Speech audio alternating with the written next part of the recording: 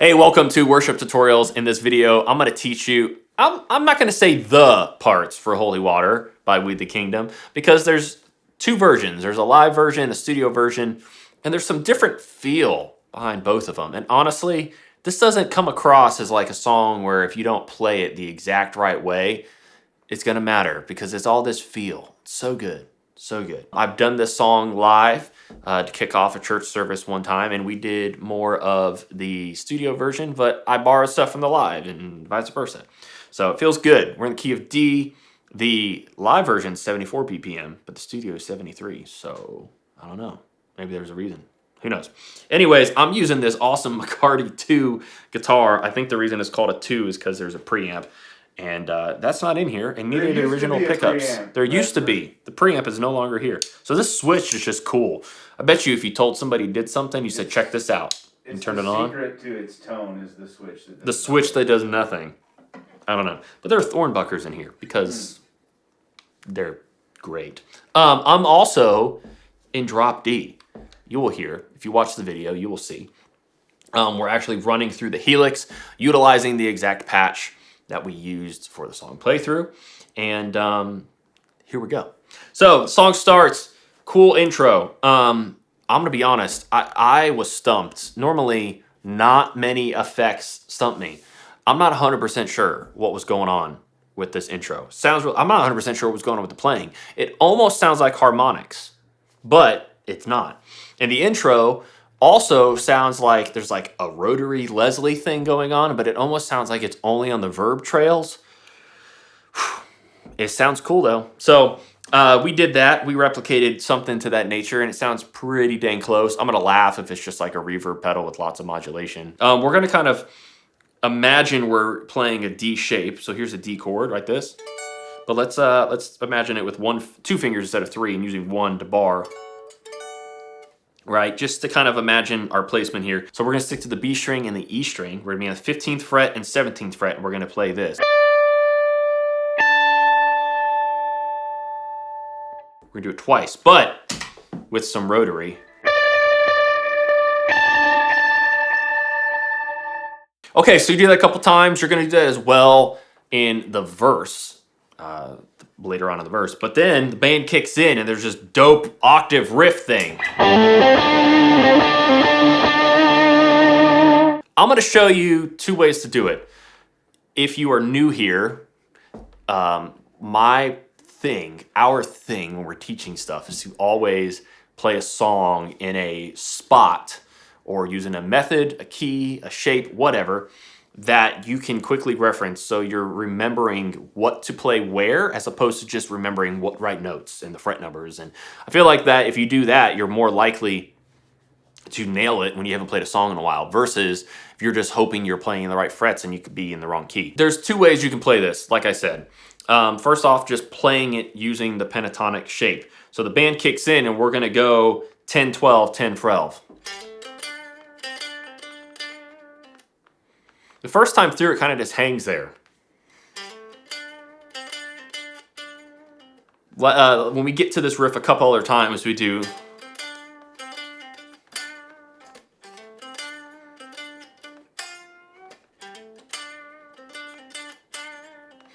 But I don't like the tension and the timbre that is here when I play this riff in this spot. So even though I'm not necessarily playing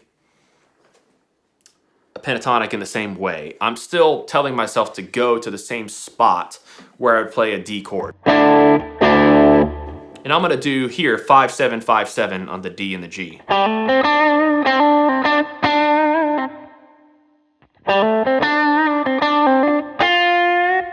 And we're gonna be on the B string and like kind of do like a half bend from the 7th fret up to the 8th, basically. Not quite.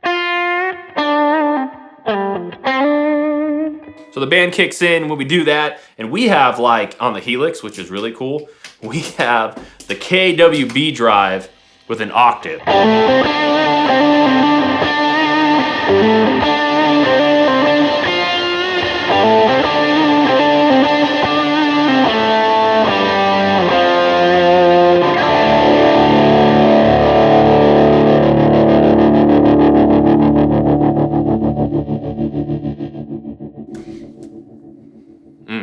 So playing a D chord with an open D string, because we're in drop D, it sounds so good. And I switched over to our rhythm trem snap so I can get that sound as I rolled the volume knob back a little bit. So we're going to the first verse. As we play the first verse, you could sit out. There is a guitar part that comes in as is normal to try to like just make that first verse not feel as empty. But it's the same sound with the Leslie, just minus some drive. So there's that. First chorus, we don't really have anything going on. It's like an acapella, big acapella drums thing. Really cool. Harmonies are important. If you got the vocalist to pull this off, you should totally do it. It's a great song talking about just like how we need Jesus and like how we need what God gives us and all of it. Not just knowing Jesus, but like what it means to step into baptism and take that step of obedience. All of that. It's just following Jesus is a great thing. And the bridge, God, I need you every day. But anyways, let's keep going. So we play that first chorus, all of that, and then we do another big turn, same riff. This time we keep it going. First time through, remember we do. If you want to play it just like the record, you don't have to. It almost doesn't sound like it was intentional. Sounds like maybe whoever it was adjusting some stuff. I don't know. Not because it sounds bad, but why would you do differently? But then we get to the next chorus, and we stay on that rhythm trim sound. So it's got some dirt and it's got some trim.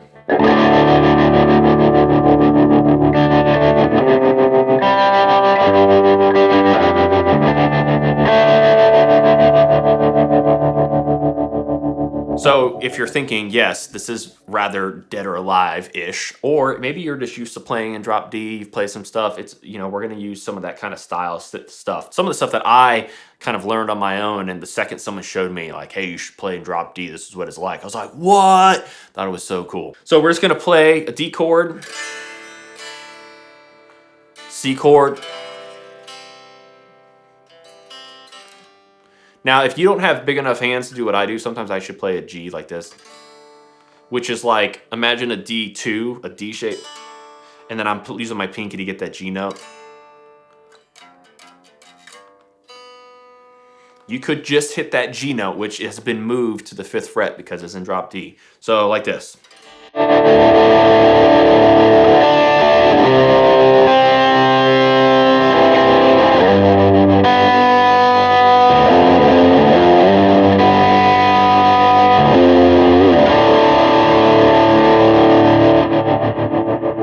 So in that instance, I'm kind of like bouncing between the open D and the G. And this is actually an F. And getting that open B string sounds really nice. Then we go into the chorus. So we have a big chorus rhythm sound here. It's an OCD actually on the Helix. And we're gonna use that same chord progression, but not as much of a like intentional and really exaggerated. More like this.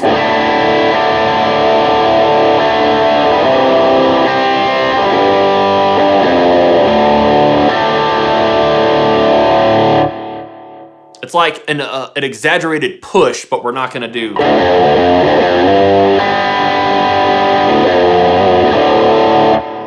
little different in the rhythmic timing, but same in what chords we're playing. So then we drop out and it's into the bridge. I always like to, of course, go from playing that big chord and turn it on the trem.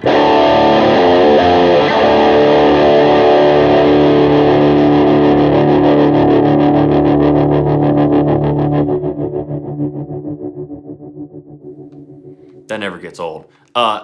In order to make this patch work, the trem is after the reverb. So that really just keeps trailing on because the verb keeps trailing on, so it keeps feeding the tremolo, and that's what we get. We're going into the bridge. You could sit out for the first little bit. It's real quiet, but if we listen to the multitrack, we hear this. It's a D note, a lower octave, D note, an upper octave.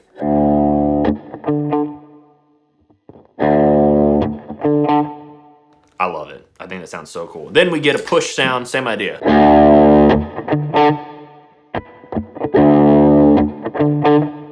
And it's pretty much staying like from a 1 to a 4/1, the whole bridge, until we get to that last half of the bridge. And then we're gonna kind of kick in and do a D, D over F, to the G. We're gonna hit a B flat, like major 7, flat 5. So I'll show you that in a second. To the D over F sharp, G, F sharp, E, A, D. So that B flat minor 7, flat 5 is very reminiscent of like a diminished chord. The difference is listen to this.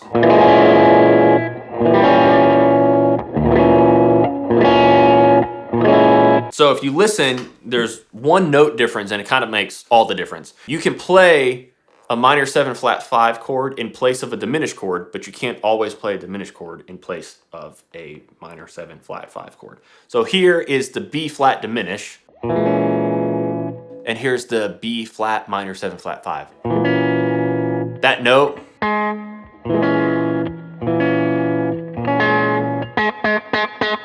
that just really sticks out. So what we're gonna do, again, if your fingers are big enough, if not, it's okay if you go, just play the roots. F sharp G, B flat B, F sharp G, F sharp E, A, or this B flat minor 7 flat 5 shape on the first fret of the A string, second fret of the D, and then you're gonna kind of use your third finger to kind of like mute the G, and then you're gonna get your pinky to be on the second fret of the B. So you can hear this tension of the B flat minor 7 flat 5 slide up to the B minor 7. They're like tension, resolve, which is funny to hear a minor chord be considered the resolve. To me, in my brain, whatever. But then we're gonna hit this F sharp, G, F sharp, E, A.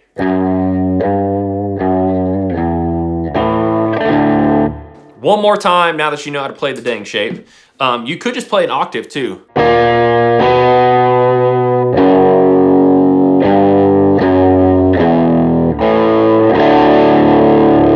And remember, because we're tuned down a half step, we're kind of like doing like just like the 1 and the 5. But here it is in context, playing like how I played it, like the full chords.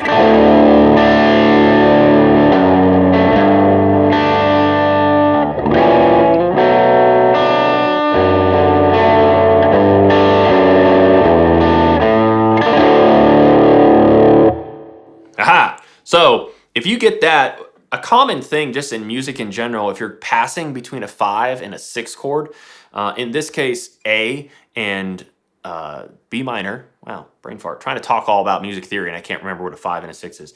An A and a B minor, your passing tone, a sharp 5, is from an A to a B flat.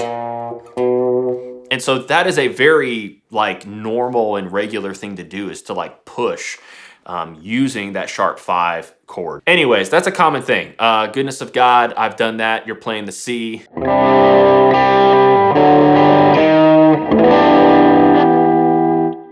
It's something you can do. Sounds really cool. Now we break. In the studio version, there's this cool like upper octave pedal riff that happens during like this yet another acoustic a cappella drum break.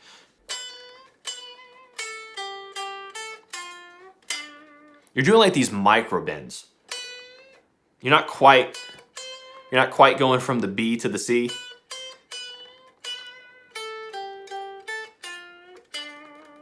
We're kind of like, we're in the pentatonic shape, but we're not moving from the 10th and the 12th fret. So we're gonna start on the B string on the 12th fret and kind of do like a half bend. 12th fret. And then drop to the 10th, to the 12th on the G, 10th on the G, and like do like another half bend, and then 12th fret on the D. So all these like half bends, very bluesy, very rootsy, but we have like this massive sound with like this upper octave and a drive pedal.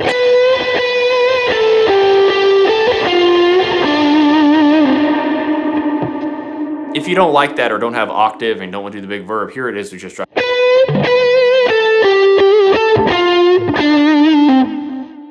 And then going into the chorus, you can hear like the other guitars hitting the one. And like there's this massive drum fill, measure of 2, and like 2 measures of drum fill. It's insane. Then back into the chorus. And actually, I think I just remembered I didn't do this in the playthrough. I don't remember what I did now. But you hear another guitar switch back to the riff, not just doing the rhythm. If I did the rhythm, it's because it felt right. Feel the rhythm, feel the rhyme. It's Bob said time. Back to the rhythm, or you can do.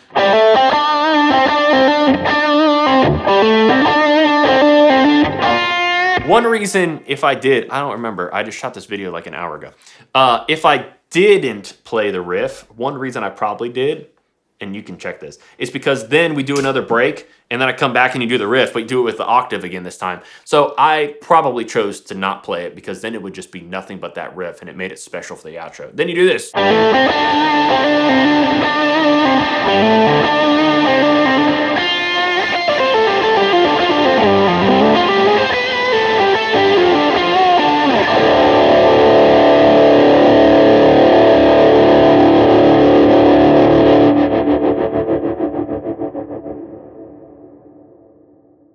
That is it. Thank you for joining us. I just would humbly beseech thee to consider subscribing to our channel. And I'm not going to draw it out farther than that because I think we've belabored it. Brian, I'm not giving Brian the mic. We're ending this video soon. Brian's about to come on. Brian thinks he's got to be in every single video I'm in. We're going to end this right now. Thanks. Patches in the link description below. Bye. Subscribe.